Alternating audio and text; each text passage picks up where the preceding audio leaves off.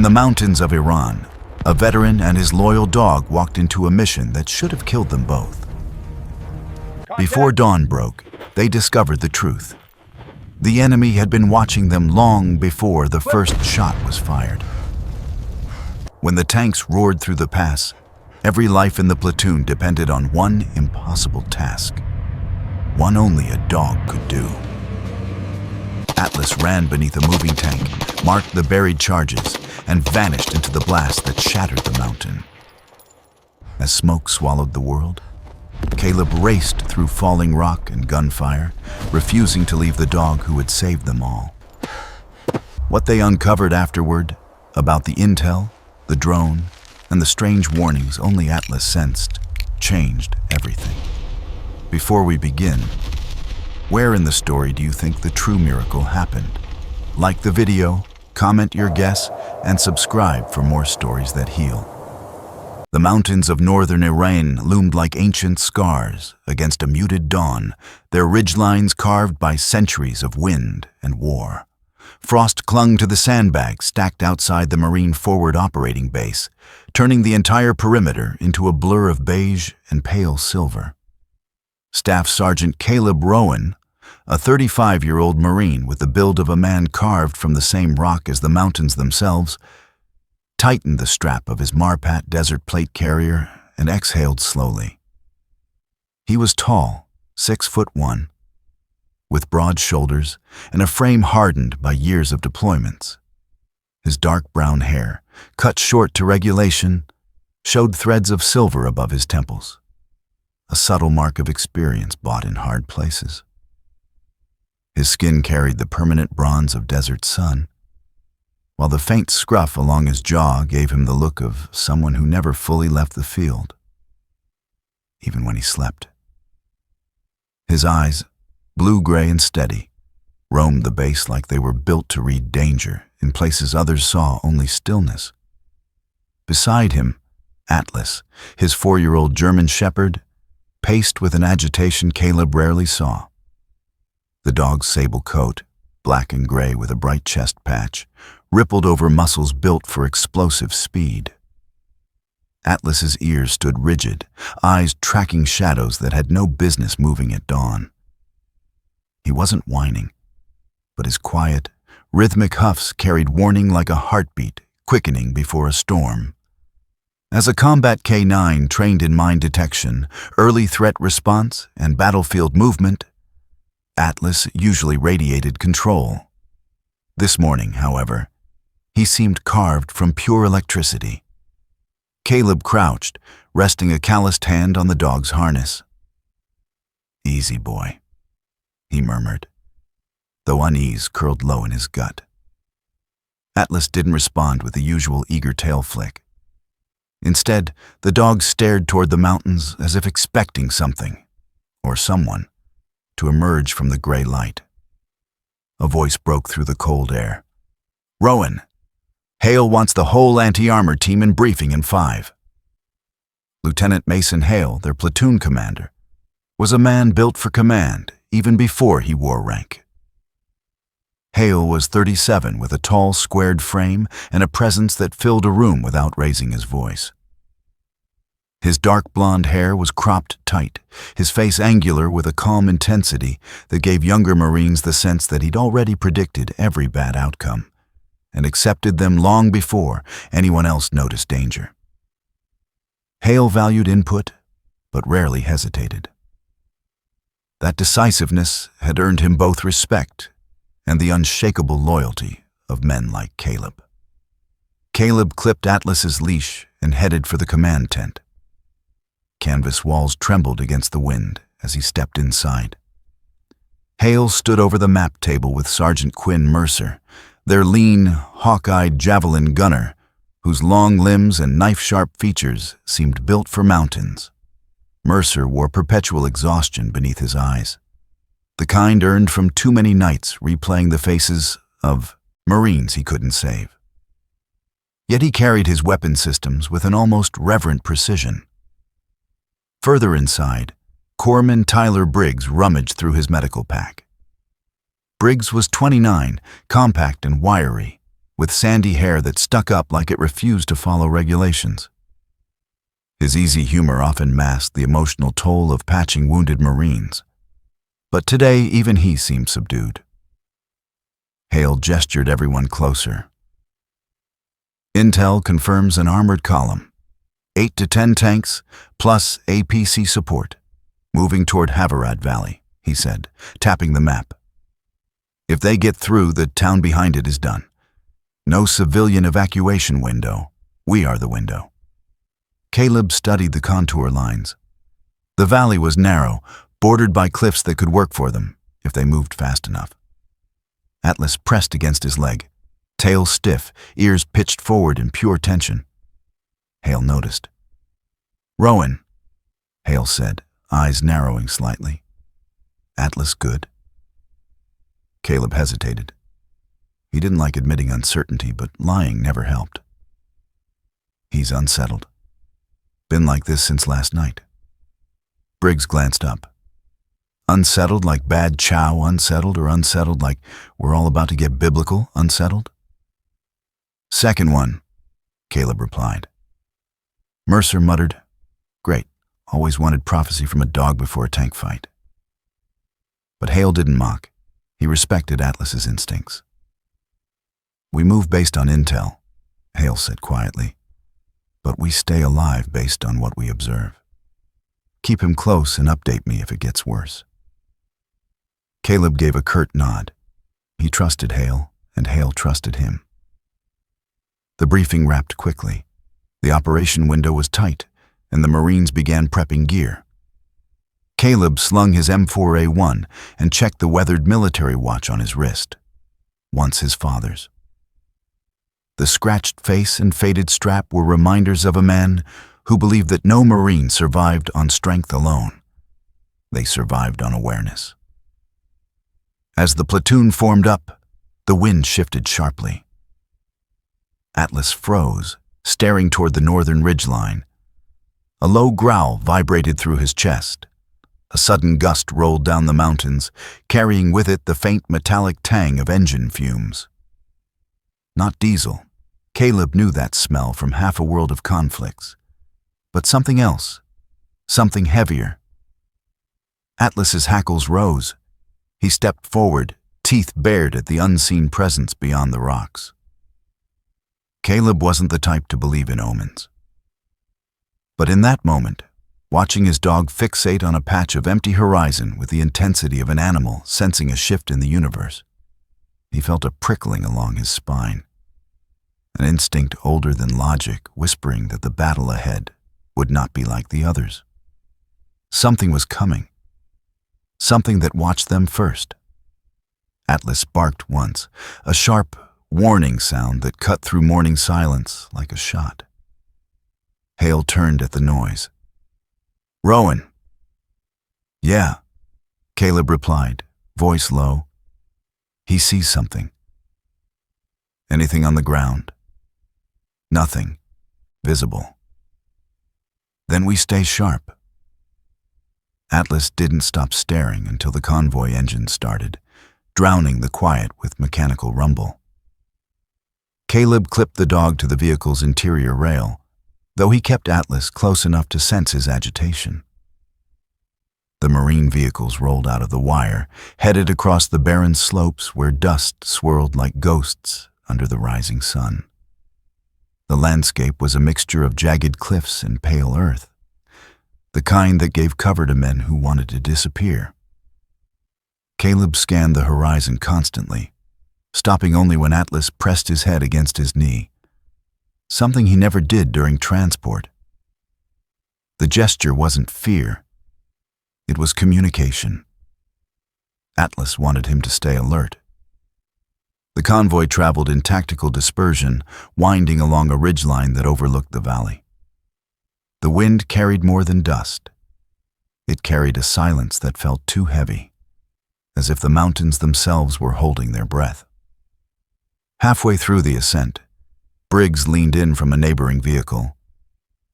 "Rowan, tell Atlas to blink twice if we're doomed." Caleb almost smirked. "He doesn't do comedy readings." "Shame. Would help morale." But beneath the banter, nerves tightened across the platoon. Mercer's voice cut through the radio.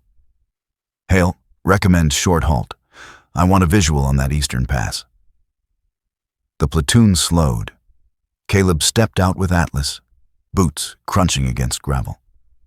The dog lowered his nose, sniffing the ground, moving in a deliberate zigzag. Then, abruptly, Atlas jerked to the left, staring into a small ravine. He let out a low warning bark. Briggs whispered, "That the same bark as before?" "No," Caleb said. "This one's focused, specific." Hale approached. "Talk to me." Caleb knelt beside Atlas, scanning the ravine. "He's marking danger. Could be movement. Could be explosive scent." Hale radioed for engineering marines. Within minutes, they uncovered a buried IED, large enough to flip a Humvee. The platoon exchanged uneasy glances. This stretch of road was supposed to be clear, according to yesterday's intel. Hale's jaw tightened. If this was mapped wrong, the valley route could be worse. Or someone updated the field while intel didn't, Mercer said. Caleb felt Atlas press against him again, as if reinforcing Mercer's words. Something about the pattern of danger felt deliberate. Hale ordered a change of route, taking the platoon up a steeper slope overlooking the valley floor. The climb was grueling, but safer, at least for now. As they reached a plateau, the sun climbed higher, painting the desert in shimmering waves. Atlas stood tall on a rock outcrop, scanning, tail stiff, body rigid with instinct that Caleb trusted more than any satellite photo. For a moment, Caleb placed a hand on the dog's back. "Whatever's out there," he whispered, "we'll face it together." Atlas's ears twitched. He leaned into Caleb's touch, a rare, grounding gesture. Hale signaled the column to move again. The ridge curved, revealing a distant plume of dust. The armored column they were sent to stop, still miles away, but close enough for the ground to tremble faintly beneath their boots. Caleb's pulse steadied, his breathing even. This was the calm before a storm they were marching directly into. He checked his watch again, a habit, before lifting his gaze to the mountains. The mission had begun, and deep inside, he felt the same instinct Atlas had sensed since the night before. Something was wrong. Something unseen. Something waiting. But orders were orders, and the Marines moved toward the valley where steel and fire would soon meet. The convoy rolled forward under the bruised glow of early morning, the Humvees moving in patient, staggered intervals across the uneven terrain. The horizon was still washed in muted pink, but the mountains had already begun casting long, sharp shadows, like dark blades across the sand. Staff Sergeant Caleb Rowan sat in the front passenger seat, one gloved hand resting lightly on the shoulder of Atlas, whose entire body remained rigid with unease. Not fear, but tension, the kind born from instinct, honed over thousands of years of survival. The 4-year-old German Shepherd was normally composed during movement, scanning, calculating, ever alert. Today, however, his ears flicked toward invisible sounds, his chest rumbled quietly, his breath shallow and spaced. His sable fur bristled whenever the wind shifted. Caleb leaned forward, eyes sweeping the ridgeline. "He's been like this since the base," he murmured to Lieutenant Mason Hale, who rode just behind them in the trailing vehicle. "We stay sharp," Hale replied over the radio. His voice carried that unmistakable calm authority. "If Atlas says the Earth smells wrong, I'll take his word over a satellite map." The wheels bounced as they crossed a patch of uneven rock. Dust spiraled upward. The lead Humvee slowed as the terrain widened into a stretch of flat ground. It should have been a relief. Open ground meant visibility. No choke points, no blind curves. Instead, Atlas suddenly emitted a low, alarming growl, a deep, chest-borne sound that vibrated through Caleb's boots. "Stop!" Caleb commanded through the radio. "All vehicles halt." The convoy staggered to a stillness, engines idling. Before the tires even settled, Atlas pulled sharply toward the right side of the road, hackles high. Caleb followed his gaze and saw nothing but blank dirt and scattered stones. Corpseman Tyler Briggs slid out of his Humvee, his medical pack bouncing against one leg. "If your furry oracle says doom, I'm not touching that road," he said, forcing a half grin that couldn't mask the nervous tremor beneath it. "Get EOD," Hale ordered. Two combat engineers stepped forward. One tall, fair-skinned, freckles dusted across his nose. The other shorter and broad-shouldered with a shaved head and a scar running from ear to chin. They moved with trained precision, dropping to one knee and scanning the soil. The taller one, Specialist Darren Oakley, had a calm, mathematical expression. Eyes sharp, calculating, the kind of man who found comfort in procedures.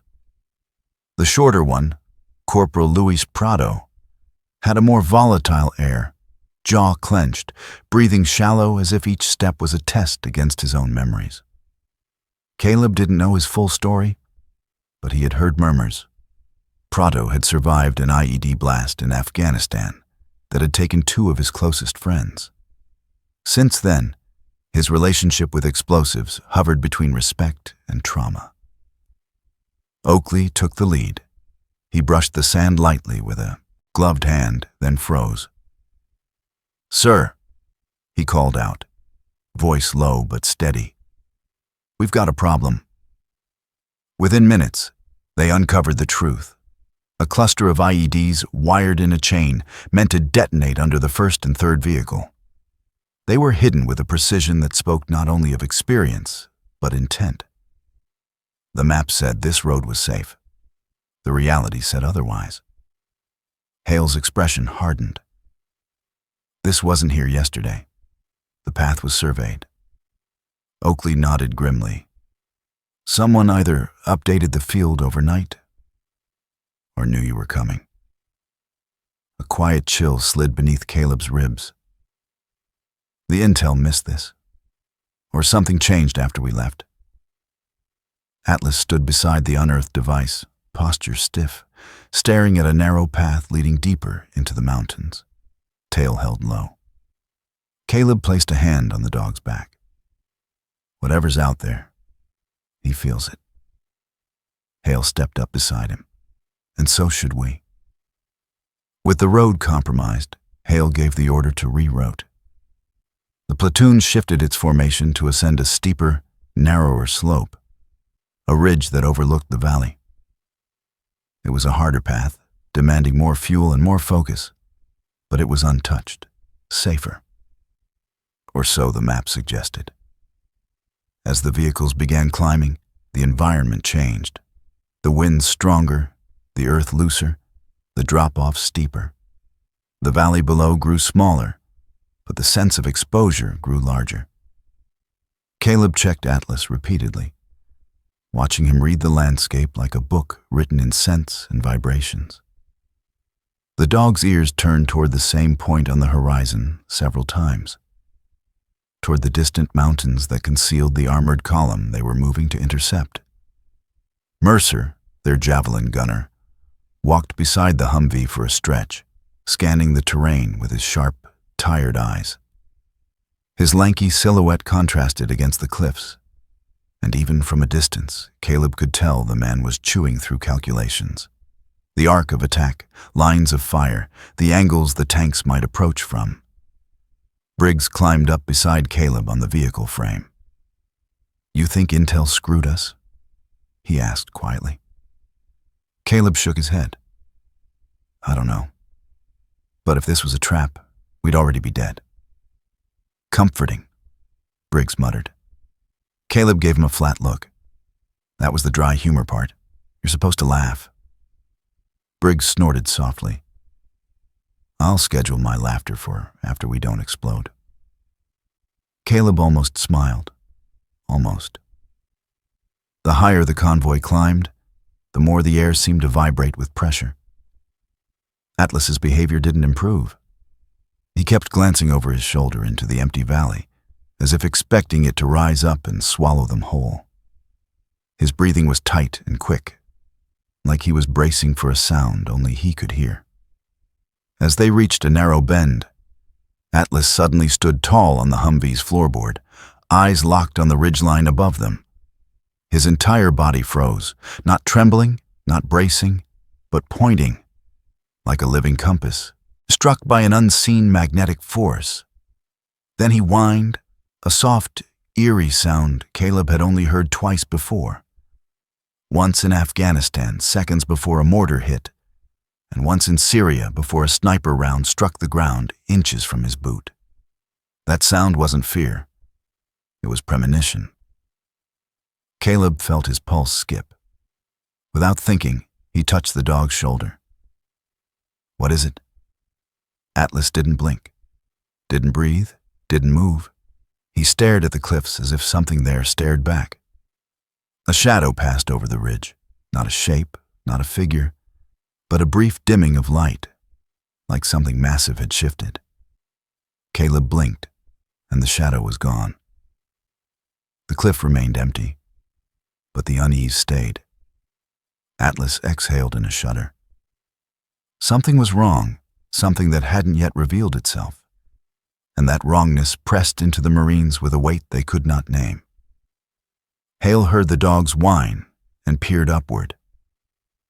"Everyone stay sharp. Whatever's coming, we're feeling the edges of it." The formation pressed forward with renewed caution. The ridge grew steeper, but the view widened. From the higher vantage point, Caleb could now see the faint plume of dust far in the distance, a gray smear against the pale desert floor. The armored column, still hours away, but moving steadily. The rerouted path eventually leveled off into a plateau. Here, the wind chilled, sweeping grit into their eyes.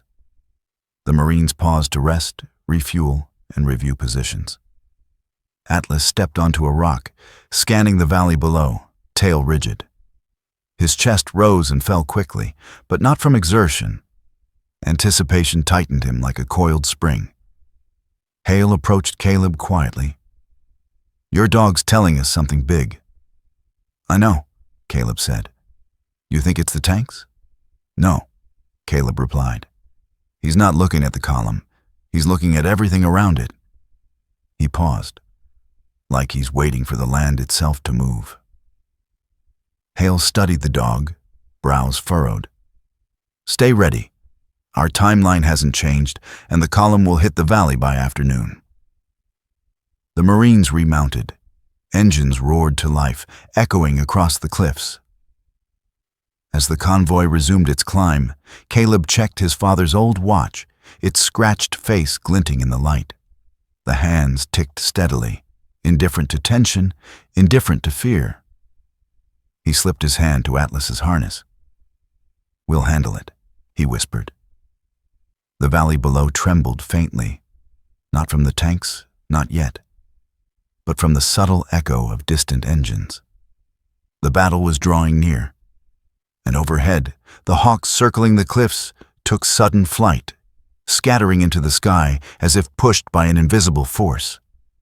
Caleb didn't miss the sign. Neither did Atlas. Whatever lie had been written into the map, whatever danger had been buried beneath the sand, it was now clear.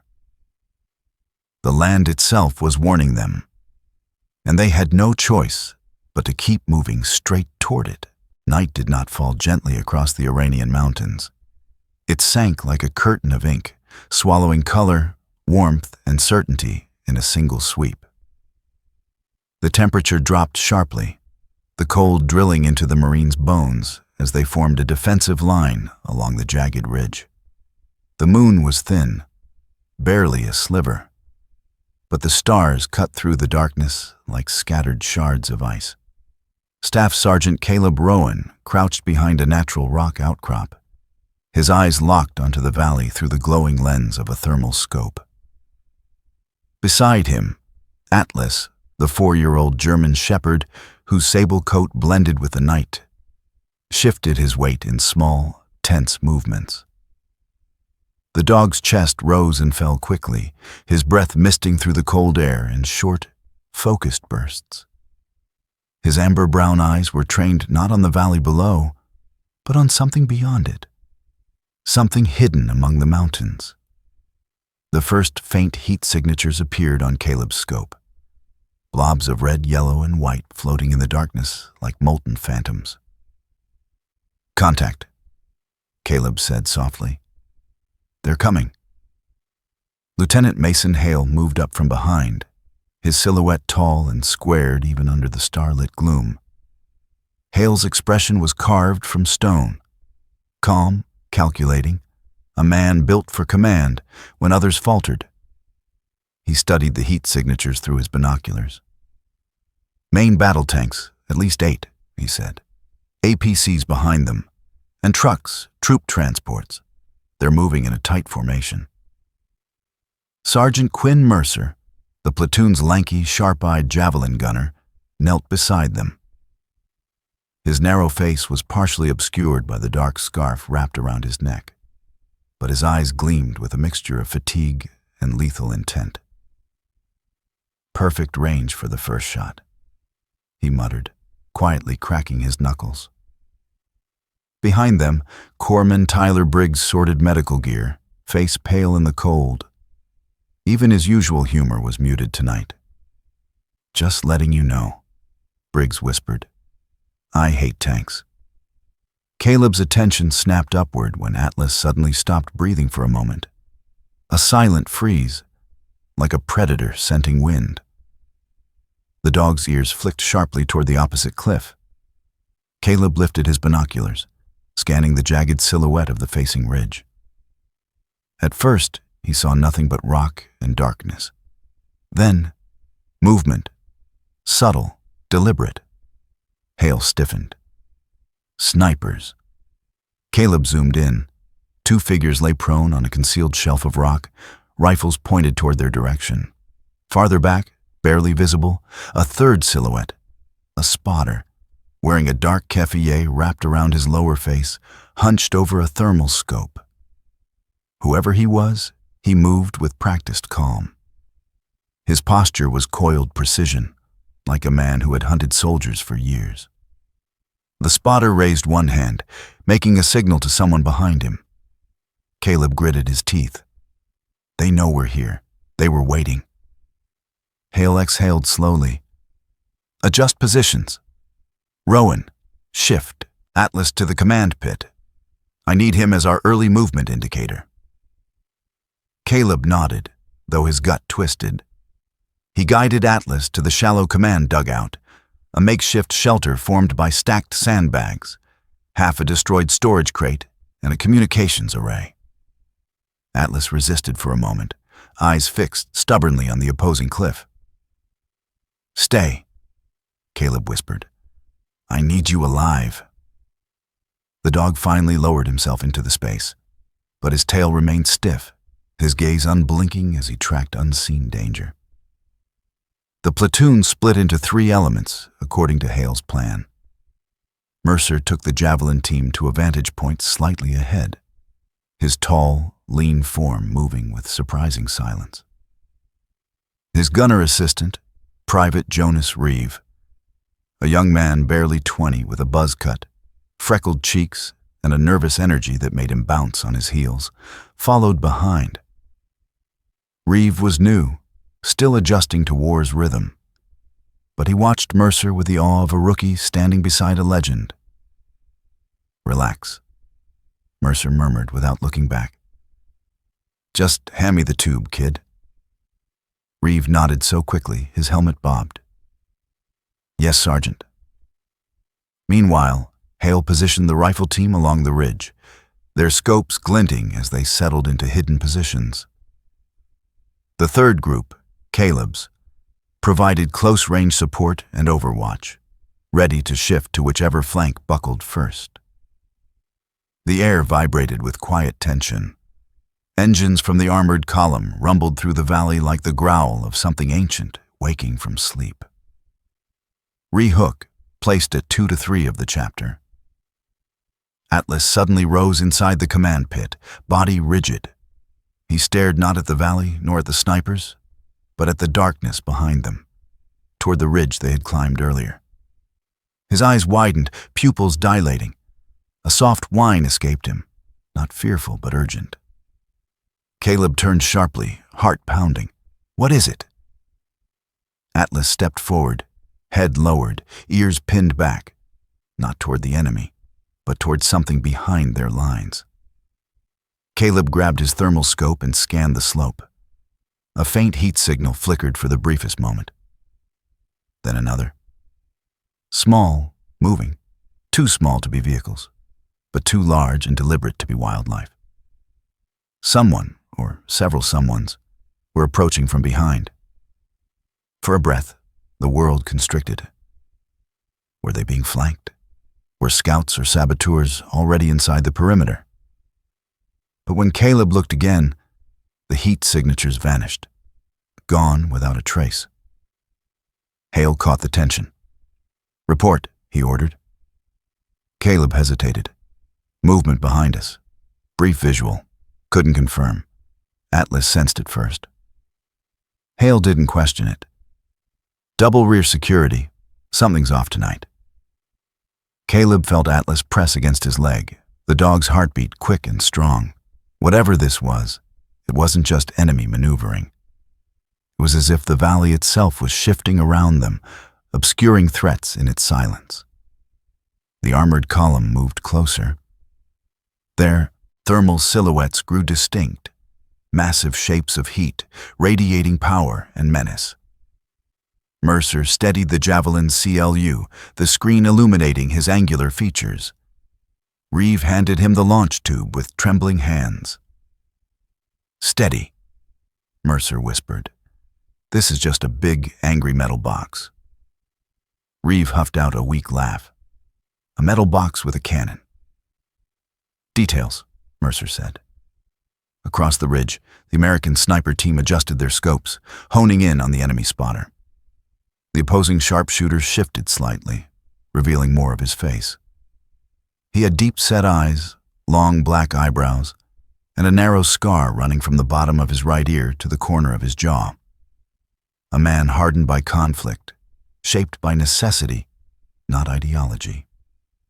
He whispered something to his rifleman, voice lost in the wind, then pointed directly toward Mercer's position. "They're tracking the Javelin," Hale said sharply. Caleb tensed. "We can't wait." Hale's voice cut through the radio. "Mercer, fire!" Mercer didn't hesitate. The Javelin whooshed skyward, leaving a comet-bright tail behind it as it arced upward, then plummeted with terrifying accuracy onto the lead tank.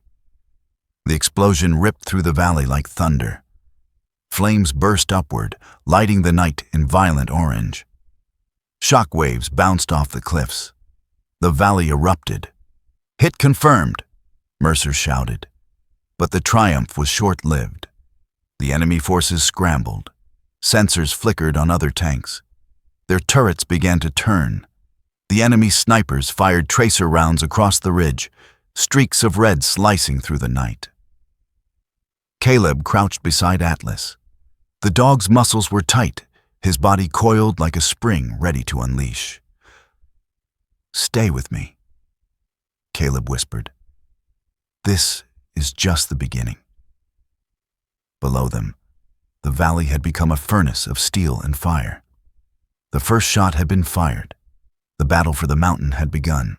The explosion from the first Javelin hadn't even finished echoing through the valley when the enemy responded with brutal precision.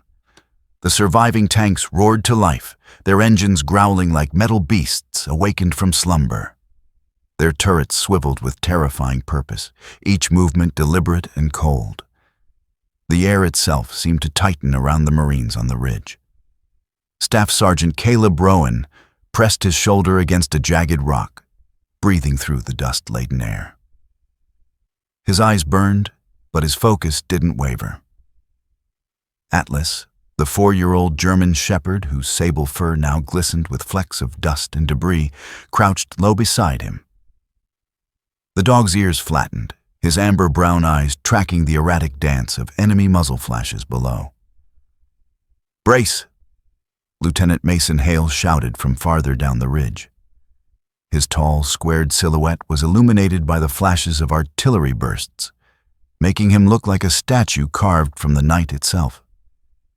Hale's voice was steady, a grounding presence even as chaos erupted. The first tank shell hit the ridge with a deafening crack, sending a shower of rock shards into the air. The world blurred into sound and pressure. Caleb barely had time to react before Atlas lunged at him, not in fear, but with deadly instinct, knocking him flat against the ground just as a jagged piece of shrapnel ripped the air where his head had been a heartbeat before. The shrapnel sliced a clean tear through the top of his helmet. "Good boy," Caleb whispered, breathless. His heart hammered against his ribs. Atlas barked once, short and sharp, as if dismissing the close call and urging Caleb to refocus. Another tank fired.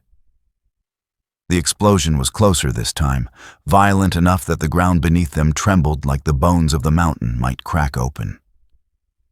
The Marines scrambled to new positions, weaving between rocks while tracer rounds carved red arcs across the night sky. Sergeant Quinn Mercer, the tall, narrow-faced javelin gunner whose tired eyes now burned with renewed fire, slung another missile tube over his shoulder. "Rowan!" he shouted as he ducked behind a protruding boulder. "Cover me while I get a lock." "Copy," Caleb replied. He positioned himself between Mercer and the ridge edge, peering through his rifle optics.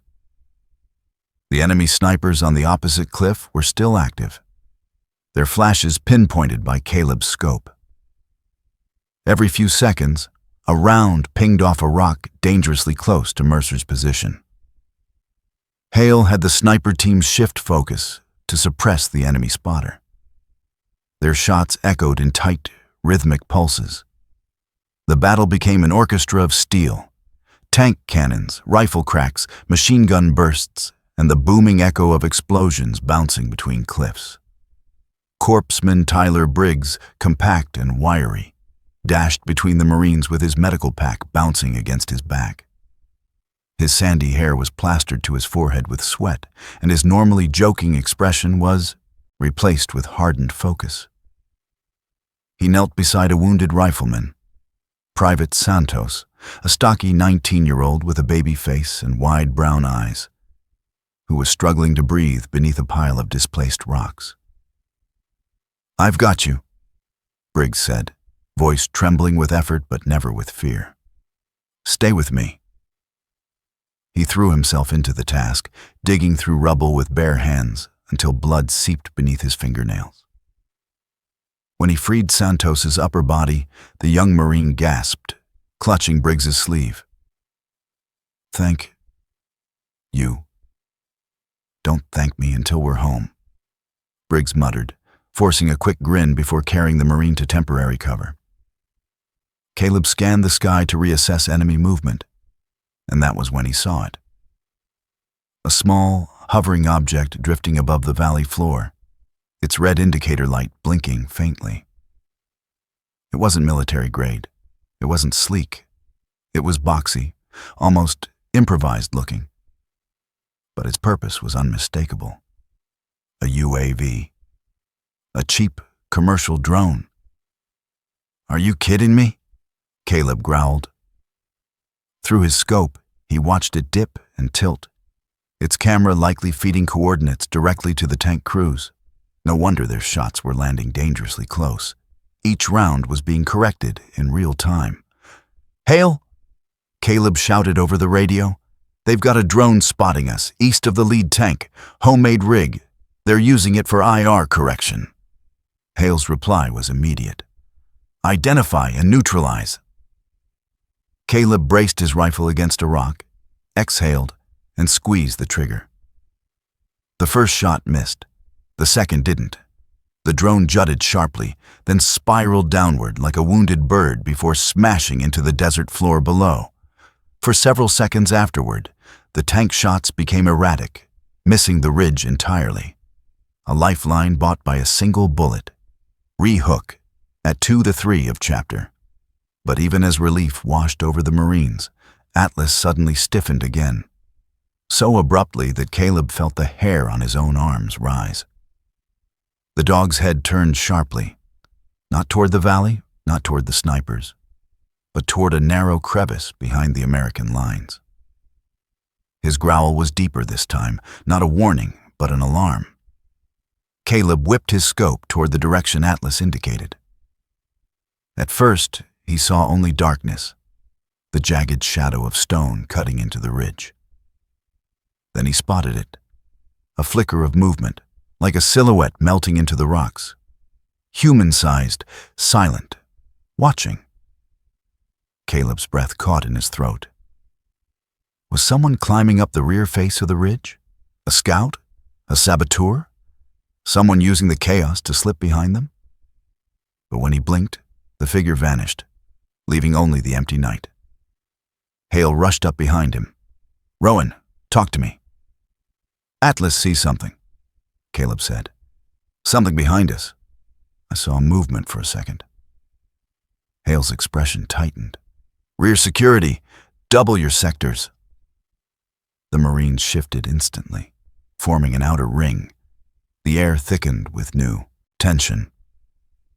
If the enemy had found a back route, if they were moving to flank the ridge, then the platoon might be seconds from being overrun. Atlas pressed near Caleb's leg, trembling, not in fear, but in readiness. Whatever was coming, the dog felt it first. Another tank fired, its shell exploding at the base of the ridge, sending an earthquake-like tremor through the Marine's boots. "Mercer!" Hale roared. "Fire again!" Mercer popped up from cover, CLU locked onto a second tank. He squeezed the trigger. Another streak of fire leapt into the sky. The missile struck cleanly, ripping through steel and igniting the fuel cells. The tank erupted with a violent bloom of flame. The remaining enemy vehicles began to scatter, adjusting their formation. APCs rolled forward, and infantry poured out. Shadowy figures sprinting toward positions beneath the cliffs to begin their ascent. Caleb saw them with chilling clarity.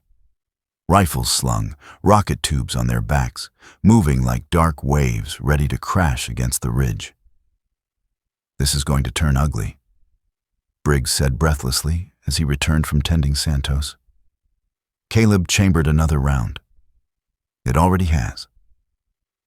Atlas barked once, loud and sharp. His ears trained on the valley like he was staring into the heart of the oncoming storm. Above them, the moon slipped behind a cloud. Below them, the armored column pressed forward. Behind them, something still moved in the shadows. And Caleb, heart pounding, began to understand the truth. Everything they thought they knew before the mission? Wrong. All of it. The mountain would show no mercy tonight, and the real battle was just beginning. The night had dragged into a bruised, ash-gray dawn by the time the gunfire finally softened.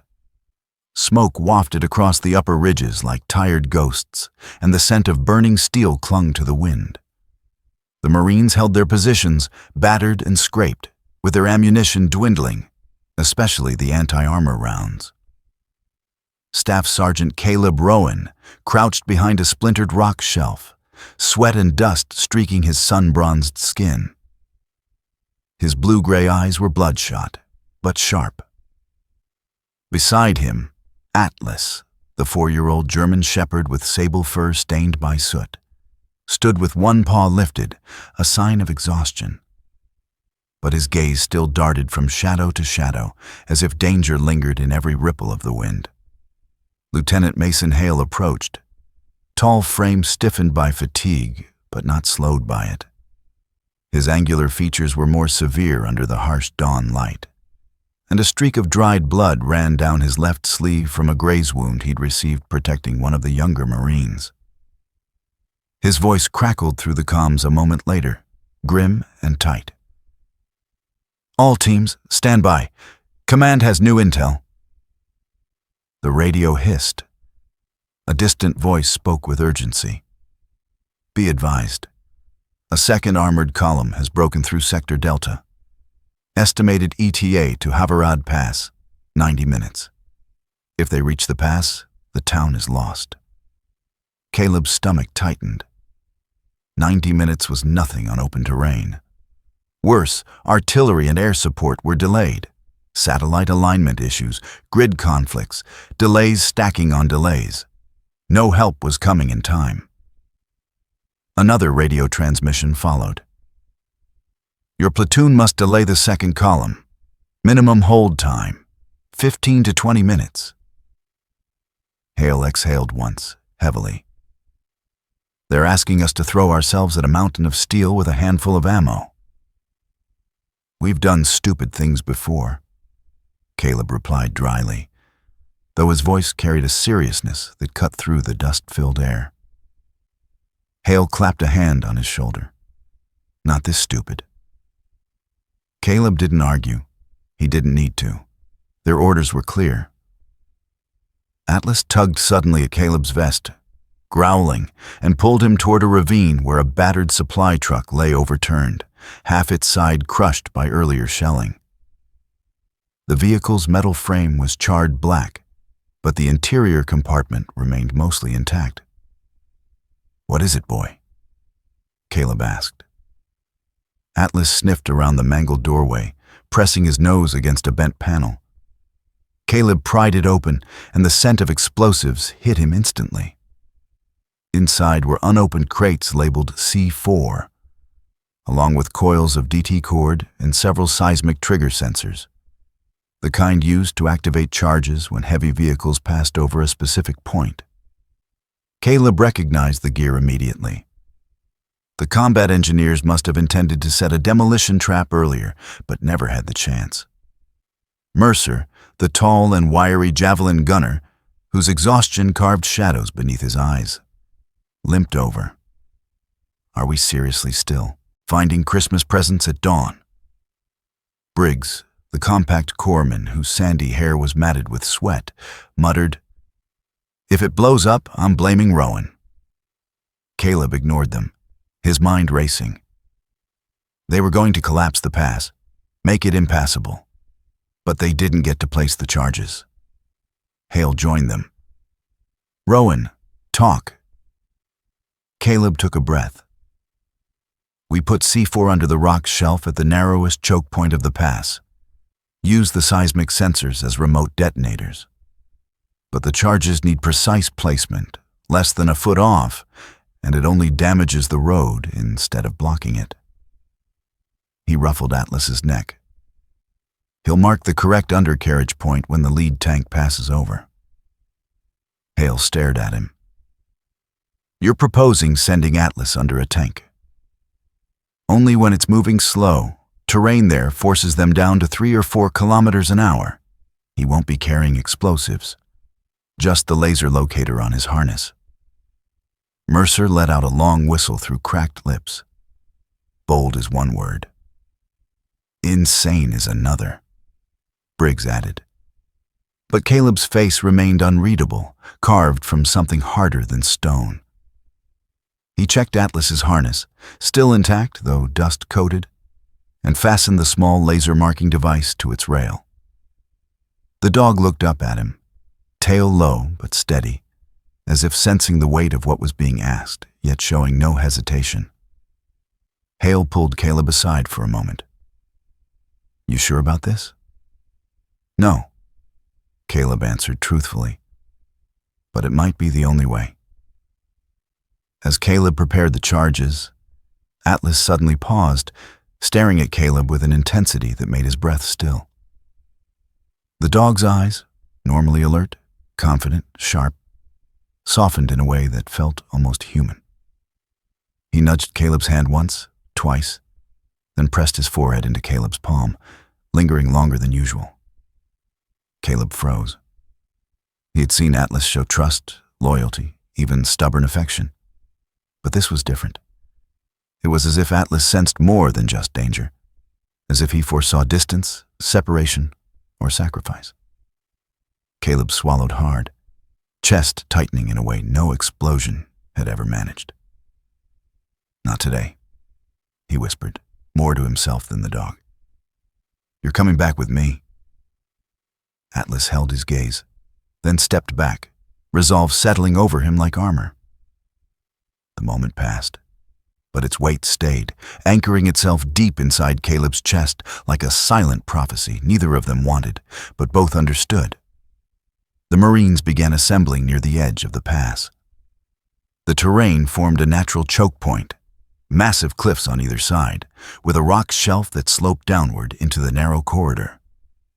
If they blew it at precisely the right moment, the lead tank would collapse the slope into a wall of debris, blocking the others behind it. Caleb directed Specialist Darren Oakley and Corporal Luis Prado, the two combat engineers introduced earlier, to help bury the C4 beneath layered dust and loose rock. Oakley's freckled face remained calm, hands steady even under pressure. Prado, scar slicing across his jaw, worked with a nervous energy but unmatched determination, driven perhaps by the memory of the friends he had lost to an IED years before. "Charges set," Oakley confirmed. "Sensors calibrated. Just need the mark." Caleb exhaled. "Then we wait."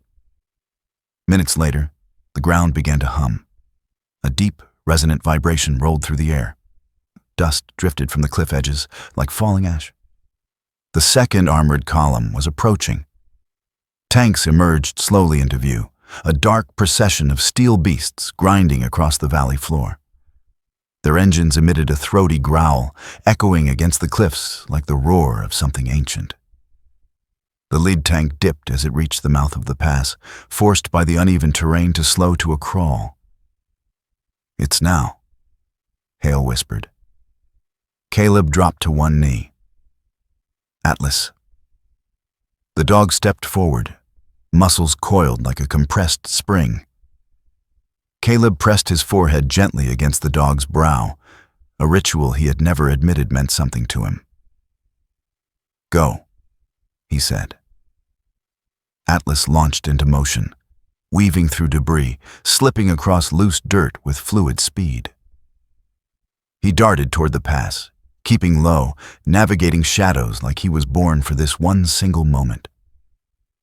Caleb followed through his scope, breath caught in his chest.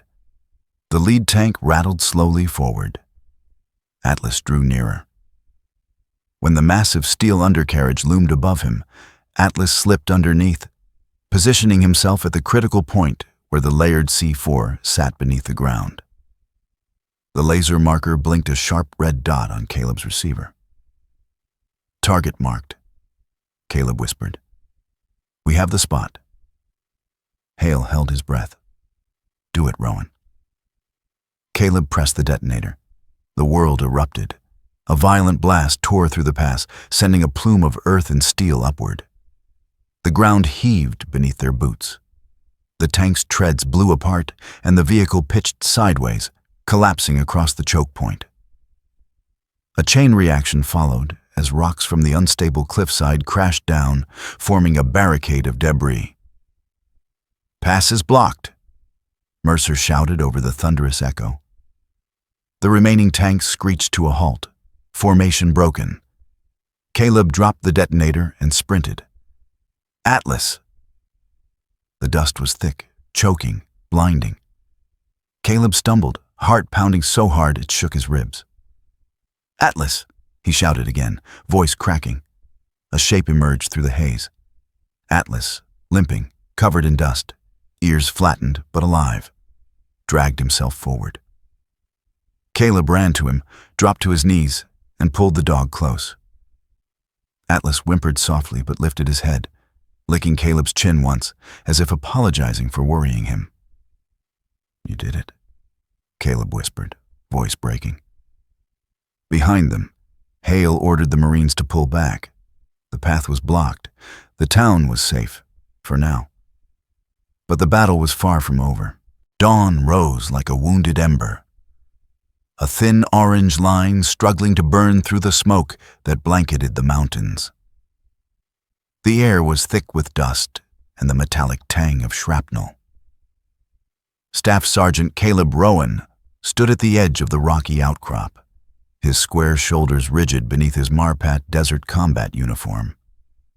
His blue-gray eyes, bloodshot but unbroken, narrowed as he watched the silhouettes of armored beasts rumble toward the narrow throat of the pass. Beside him, Atlas, his 4-year-old German shepherd with sable fur streaked in ash and dirt, shifted from paw to paw. The dog's ears twitched with razor focus, breath trembling through his muzzle. Even covered in grime, Atlas's amber eyes burned with purpose. Lieutenant Mason Hale approached from behind, tall and severe, one hand pressed to the bloodied fabric of his sleeve. He studied the tank column through binoculars. "They're slowing," he murmured. "Terrain's doing its job." Caleb lowered his rifle slightly as he observed the lead tank crawl toward the narrowest choke point. The cliffs on both sides pressed inward like jaws closing around prey. 3 to 4 kilometers an hour, he calculated under his breath. Just slow enough. Sergeant Quinn Mercer, the lanky javelin gunner whose angular face was now smudged with soot, crouched beside them. His usually dry humor was gone, replaced by the grim clarity of a man who had already given everything he had to the night. "Rowan," he said, "once Atlas goes, there's no time for second-guessing." "There never is," Caleb answered.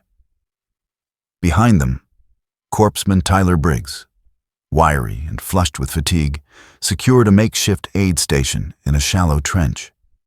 His sandy hair stuck to his forehead, and dry blood streaked his fingers from tending the wounded.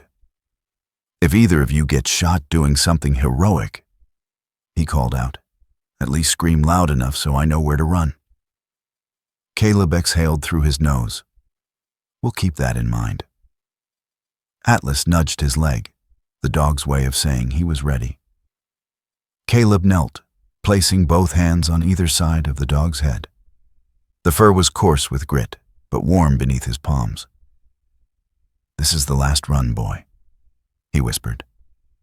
"After this, we head home." Atlas blinked slowly, a gesture of trust before stepping back into a low, focused crouch. The tanks rolled closer. Their engines churned like thunder beneath the earth. Their treads clawed through gravel. Their cannons loomed toward the cliffs, searching for targets that might already be gone. Caleb's heart hammered against his ribs. He adjusted the small receiver clipped to his vest, the device that would ping when Atlas activated the laser.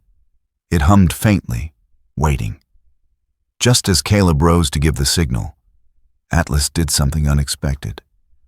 Something that made every muscle in Caleb's body still. The dog turned his head and stared directly into Caleb's eyes. Not briefly, not instinctively, but with a depth and stillness that felt almost human. A soft whine escaped him, low and almost mournful, as though pushing a wordless plea into the cold morning air. It wasn't fear. It wasn't hesitation.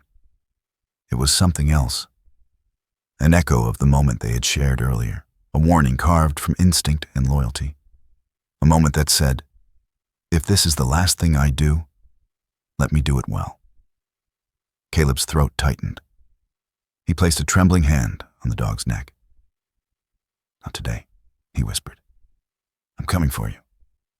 Atlas blinked once, then tore his gaze away, settling into his mission with silent determination. The connection broke, but the weight of it stayed. Caleb gave the signal. Atlas exploded into motion. He dashed over rocks and debris with explosive agility, weaving through the natural crevices of the ridge. Dust kicked up behind him in a ghostly tail. In seconds, he descended toward the mouth of the pass, where the lead tank, massive, gray and scarred with black soot, growled forward at a crawl. The tank commander, a bearded insurgent fighter with a scar bisecting his cheek, leaned halfway out of the hatch. He scanned the rocks for enemy shapes, unaware of the blur of fur racing beneath his line of vision. Atlas leapt over a fallen boulder, paws barely touching the ground. "Atlas is moving," Mercer whispered, tracking the dog's form through the scope mounted on his rifle. The insurgent platoon escorting the column, lean men with hardened faces, angular cheekbones, and rifles slung carelessly over shoulders, shouted warnings as they spotted movement. One of them, a young fighter with hollow cheeks and dark eyes, burning with adrenaline, raised his rifle and fired toward the flicker of movement. Caleb didn't even think. His rifle snapped upward, and he fired a controlled burst. The insurgent dove behind a rock, bullets ricocheting. "Suppress!" Hale barked. Mercer and two riflemen unleashed fire toward the enemy flank. Stone chipped and splintered under scattered rounds. But the distraction worked. Atlas reached the tank unnoticed. He dove under the steel giant with astonishing precision, positioning himself exactly where the layered C4 waited beneath the dirt-packed road. The laser module clipped to his harness blinked to life. A sharp ping vibrated in Caleb's receiver. Target location confirmed. "Rowan," Hale said, voice tight with urgency. "Now." Caleb didn't hesitate. He pressed the detonator. The explosion rippled through the ground with a force that felt almost alive. A wall of fire and dust erupted upward as if the mountain itself had struck back. The earth convulsed beneath their boots. The tank's treads shredded apart, metal plates snapping like bones. The entire machine lurched sideways before collapsing on its flank, blocking the choke point with thousands of pounds of wreckage. Behind it, the tanks in the procession braked too late. One slammed into the overturned lead tank, another fish-tailed, crushing an infantry squad scrambling for cover. The pass became a pileup of steel, smoke, and trapped engines. "It worked," Briggs shouted over the echoing blast waves. "They're blocked." But Caleb was already running. "Atlas," he yelled. The smoke was suffocating, heavy, acrid, thick with elemental violence. Caleb's boots skidded across loose gravel as he plunged into the haze. The world blurred into gray shapes and ringing ears. "Atlas!" he screamed again, voice raw. A faint movement appeared through the fog. A small, trembling shape rolled down the rocks, a dog's body hitting the ground with a dull thud. Caleb's heart cracked open. He dove forward, scooping Atlas into his arms. The dog's fur was warm but coated in dust and tiny fragments of stone. His breathing was shallow, rapid but present. One ear drooped unnaturally, likely from the concussive force. His paws twitched weakly. "You're okay," Caleb whispered, pulling the dog against his chest. His voice shook, not from fear, but from the weight of everything Atlas had just survived. "You did it. You did it, buddy." Atlas blinked one eye open. His tongue brushed Caleb's chin, weakly, apologetically, lovingly. Caleb stood, still holding him. Behind them, the smoke parted enough for Hale to appear. "Rowan, we pull back now. The pass is blocked, but they'll regroup." Caleb nodded, shifting Atlas in his arms like a wounded child. "I've got him. I'm moving." The Marines fell back along the ridge, leaving behind the burning wreckage of steel giants and the echo of a blast that would haunt them for years. Atlas whimpered once, head pressing into Caleb's chest. "You're safe." Caleb murmured, breath trembling. "I told you I'd come for you." In the distance, the sun finally rose. But the new light didn't bring peace. It only revealed how much remained ahead. The field hospital was a patchwork of canvas walls, humming generators, and the muted groans of wounded Marines. Morning sun spilled across the desert sand like pale gold, turning the dust into drifting halos. Staff Sergeant Caleb Rowan stepped inside the veterinary tent with trembling hands he couldn't quite steady. Not from fear, but from the exhaustion that had carved itself into his bones. His Marpat uniform was still ripped along the sleeve, stained with smoke and Atlas's blood. His blue-gray eyes, usually stoic, held a storm he couldn't hide. Atlas lay on a padded table, his sable coat cleaned of dust, but shaved in a few places for examination. The dog's chest rose unevenly, each breath shallow. A wrap of white bandage circled his ribs. His right ear drooped, unresponsive. The veterinary corps man, Sergeant Lila Beaumont, a compact woman in her early 30s with dark curly hair pulled into a tight bun and steady brown eyes, finished her assessment with the calm precision of someone who had seen every kind of battlefield injury. Her hands were gentle but efficient, hands shaped by years of tending wounded animals who had given everything for the men they served.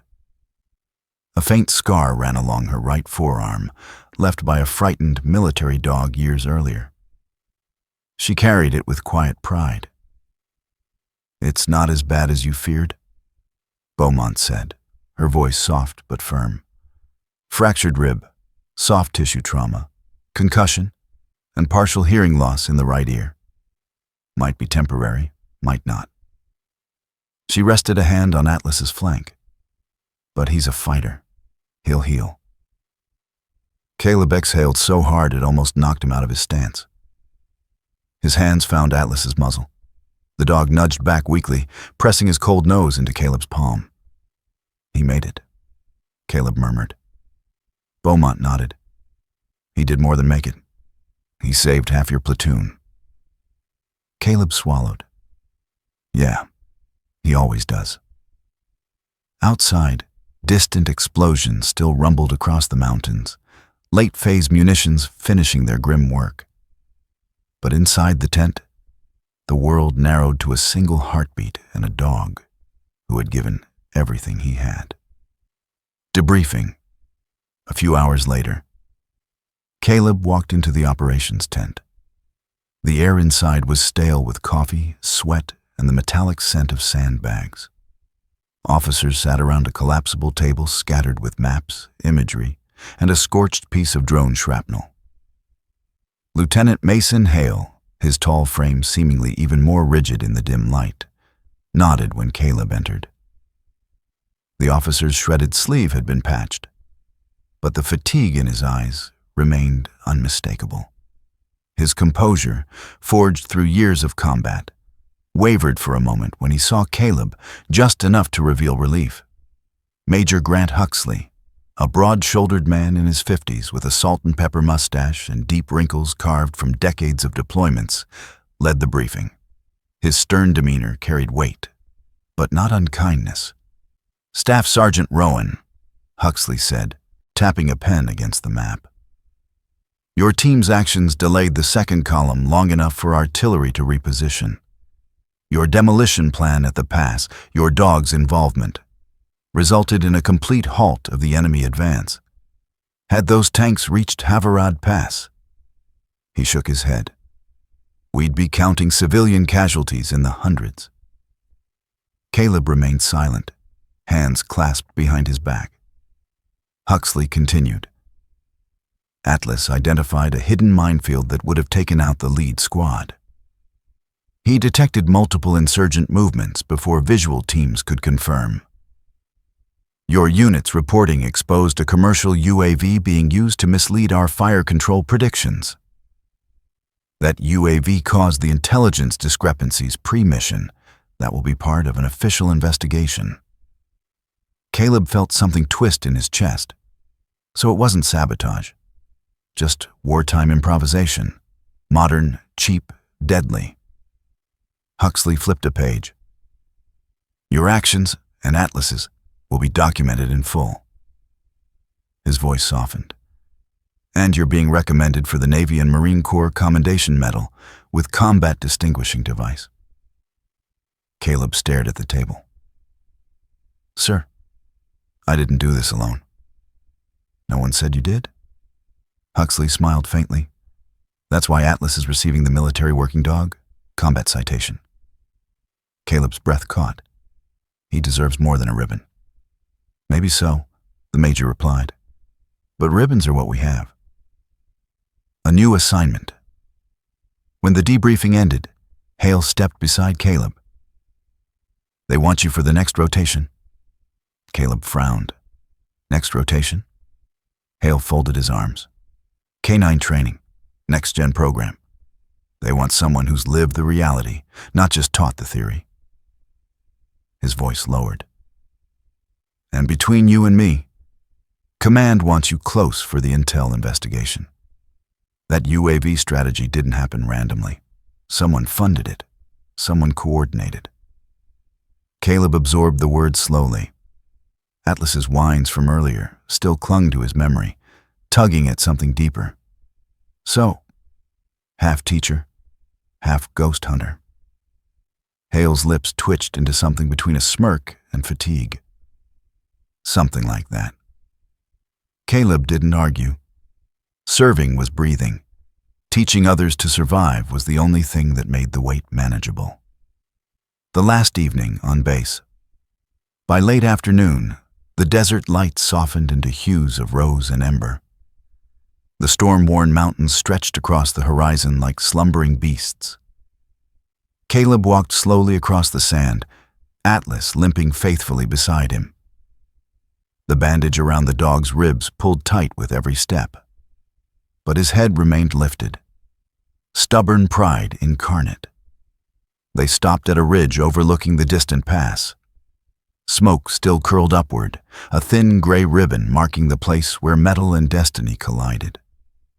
Caleb lowered himself onto a rock. Atlas leaned gently against his leg, eyes half closing in the warm wind. The dog's breathing was uneven, but steady. Hell of a view, Caleb whispered. Atlas huffed a soft exhale as if agreeing. For a moment, neither moved. A gust of wind blew across the ridge, carrying with it a faint metallic chime, like distant chains or a rusted bell swinging somewhere deep in the mountain shadows. Atlas lifted his head sharply, ears pricked despite his injury. He stared toward the pass, rigid, as though hearing something Caleb could not. Caleb followed his gaze, but saw only drifting sand. A shiver moved through him, not of fear, but of familiarity, of that strange, shared instinct he had learned never to doubt. You hear it too, Caleb murmured. Atlas didn't look away. For a heartbeat, Caleb felt something hum in the air between them, a reminder that some battles weren't just fought with weapons, but with something older, something woven between man and animal, long before either knew its name. Then the wind shifted, and the moment passed. Caleb patted Atlas aside. Let's get you inside, partner. We've got a lot of work waiting for us. Atlas licked his hand once, before limping forward, tail swaying weakly, but determined. Behind them, the mountains darkened into twilight. Ahead of them, a new mission, quiet, unseen but no less important, began to unfold. And as they walked back toward the lights of the base, man and dog casting long shadows across the sand, it felt like a promise whispered into the wind. Some victories are written in steel and fire, but the greatest ones are written in heartbeats. In the quiet that follows every battle, there remains a truth as old as faith itself. Sometimes the greatest miracles are not written in thunder or fire, but in the small acts of courage shared between a human heart and one loyal creature. Many would call it instinct, training, or fate. But those who have walked the edge between life and loss know that, in moments when hope feels distant, God often works through the bonds we hold dear. He speaks in the steady heartbeat of a companion, in the whisper of a warning on the wind, and in the strength found when we carry one another forward. And just as Caleb and Atlas stood together in the darkest hour, we too walk through our own battles. At home, at work, in the quiet corners of everyday life. Some struggles are loud, others unseen. But none are faced alone. There's a light placed in each of us, a reminder that we are watched over, guided, and protected in ways we may never fully understand. If this story touched your heart, I invite you to share it with someone who might need its reminder today. Leave a comment, tell us what moved you, and subscribe to join more journeys of courage, loyalty, and grace. May God bless you, keep you safe, and walk beside you through every trial and every triumph ahead.